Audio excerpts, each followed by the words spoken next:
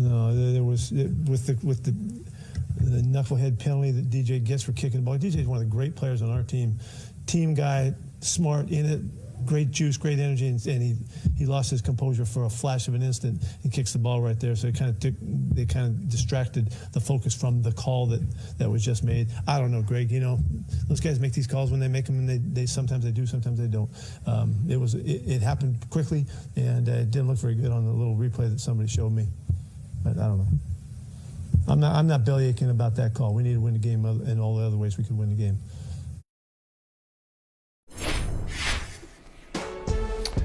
That was one of the worst pass interference no calls in recent memory. It was so blatant, so obvious. Oh, I forgot that the Rams get away with those types of things. Nobody in New Orleans was surprised about what happened last night. Our boy Jason Johnson was there to watch his Seahawks clinch a losing season for the first time in the Russell Wilson. I'm sorry, that was bad. You were at SoFi Stadium. You were sending me pictures. You were live texting me during the game. Go ahead, man. The floor is yours. I know you wanted to come and vent about that no call. You know, it's like sometimes you can see an act of violence on TV, but if you're actually at the scene of the crime, it gets so much more graphic. You can smell the violence. You can see the blood on the ground. It was obscene. It was absolutely obscene. I mean, I honestly thought that perhaps the Seahawks were wearing a fleur-de-lis and some gold and some black because it was that ridiculously blatant. But let's not, and I don't even have to add the overall conspiracy that on Sunday, you had 25 Rams players who had COVID and only 2 Seahawks players, and it got pushed to Tuesday, and then we get hosed again. I won't even go into that conspiracy theory. I will simply say that was an egregious call. It was a poorly officiated game. I mean, that wasn't the only call, because I'm big on saying, hey, if it's one play, then you probably lost the game overall. But that was some egregious refereeing throughout the entire thing. And the only thing worse than the refereeing was Shane Waldron's attempt to be a sleeper agent. He is clearly Yelena. He is the sleeper agent who has been snuck in to the Seahawks in order to destroy their season with his incompetent play call. I cannot stand seeing this nonsense and watching Pete flail around at the end by saying it was really about our offense and we couldn't get some of the plays that we needed to get done. That's nonsense, Pete. You're trying to save your job. 3 more weeks to the Pete Carroll and Shane Waldron era is over. And then it comes against the Rams, who I know you have so much respect for the Rams and Matthew Stafford. Oh, goodness gracious. Yes. Pad Stafford, who keeps throwing to Quandre Diggs like they in practice back in Detroit. Look, this game was the quintessential example of what happens when you can have mediocre talent with a good offensive scheme. Cooper Kupp, who, quite frankly, probably should be in the MVP conversation. Okay, good. That's white rice. I call it white rice. Yeah, exactly. White lightning, white rice. I mean, for real. Cooper Kupp should really be, if we had a fair sort of resolution to things, he would be in the MVP conversation. But he's a quintessential example of what happens when you have somebody who schemes you open. Cooper Kupp, raw talent, may not be any more talented than DK Metcalf. But DK Metcalf got to fight through 12 different screens every time because Shane Waldron can't figure out where to put him on, put him on. Absolutely painful. Hold on. Okay, that's good. They got holes. We know that. But I want to talk about something else. Okay. In that picture, was that Billy D. Williams? That is Billy D. Williams. And LeVar Burton. And LeVar Burton. And Joy Reid. When is this? Is this last night too?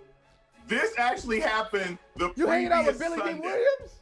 I met Billy D. Williams with a group of friends. He literally came walking towards him in a restaurant here in LA. He literally said, "It's like all of Africa came to visit me." Those are the words out of his mouth.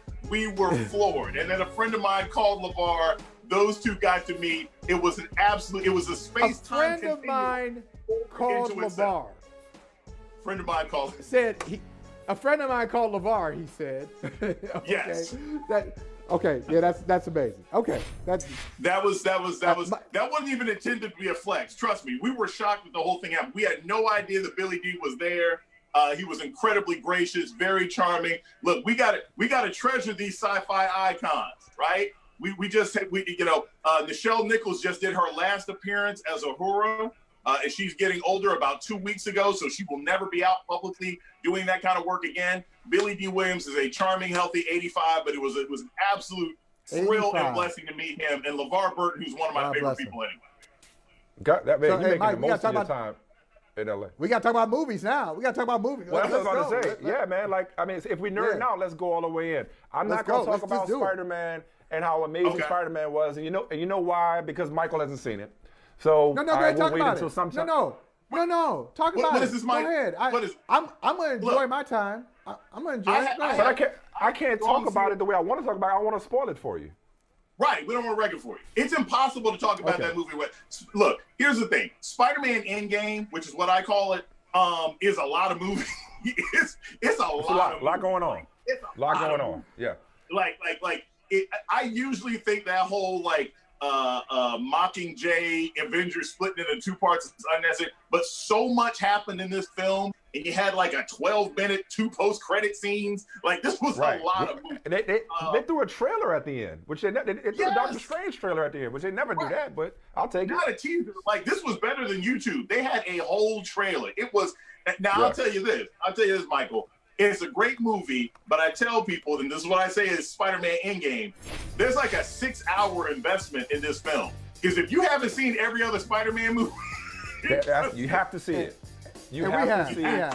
All franchises. Tobey Maguire, Andrew Garfield. But I like the Endgame comparison because it's for the fans. It's a reward for the fans who have been there through Maguire, through Garfield, and through Tom Holland, Michael. What you about to say, Michael Holley? I was gonna say, so you guys are saying bring your reporter's notebook to the movie, just so you can keep up some notes and file it later, just so you can kind of process this whole thing. Is that what you're saying? No, you'll be able to follow it. You can follow it. Yeah, as long as you've seen all of them. Yeah, we've seen them all. As long as you've seen all of them. We just it's saw nostalgia done right. It's nostalgia done right because I saw Ghostbusters, Afterlife, and they tried to ram nostalgia down your throat. I mean, I think on the way out they tried to sell me an action figure. Right? That's when you do it wrong. That's when you're going too far. But I think Spider-Man Endgame, it was a word to the fans. 6-7 hours of previous films that you had actually seen. It had humor. Tom Holland was fantastic. And yes, they actually convinced me that Doctor Strange Multiverse of Madness won't be absolute trash.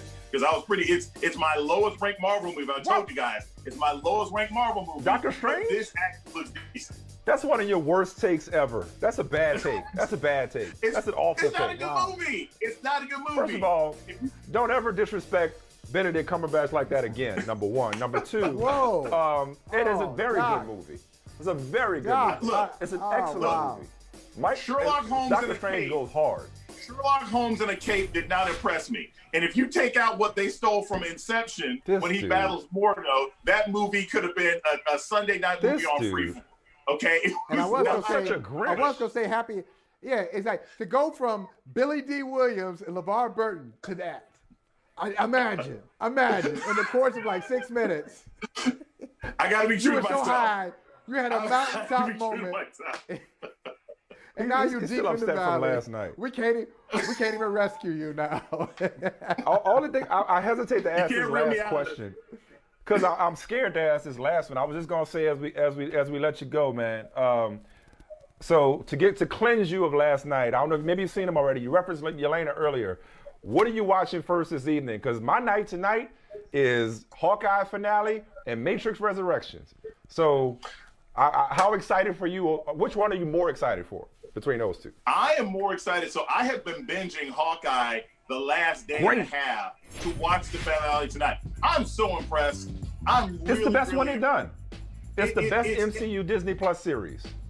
It is an extended movie. It's well, and the Acha Lemire series that it's based on was one of my favorite runs of Hawkeye ever. They hit the tone. Jeremy Renner is great, grizzled without being campy. Haley Stanfield, that is a hard role to play because if you play that wrong, the whole thing falls apart. She's pitch perfect acting. I'm very impressed so far. How about Florence Pugh? Like Yelena was great in Black Widow. She takes it to another level in this, Michael, are you in the? Have you caught up on Hawkeye, Michael? Tonight. This guy. That's my night too. Well, oh, wait a minute. okay. Oh, wait a minute. You know Oh, how what? can it Jason, be? Oh, it's okay for it to be your night, but it can't be my night too, huh? It's Jason, my night as well. Safe to say, is it safe to say, Michael, you've seen all the Matrix movies? It was only 1999. Yes, Like, yes, I have. Okay, Yes. great. I introduced you, youngin. That's right, Youngin, you I did. introduced You you to the did. first one. You did. Okay. You I did. think I may have even paid your way in. Yes. Because you had Yes. like a couple of nickels to run together. You might have. So I paid your way. And bought you, You some know what? popcorn Yep, too. that's Okay? Now, fair. come on. That's fair. That's fair. You took me. You probably paid my ticket to see the first Matrix. Thank you very much.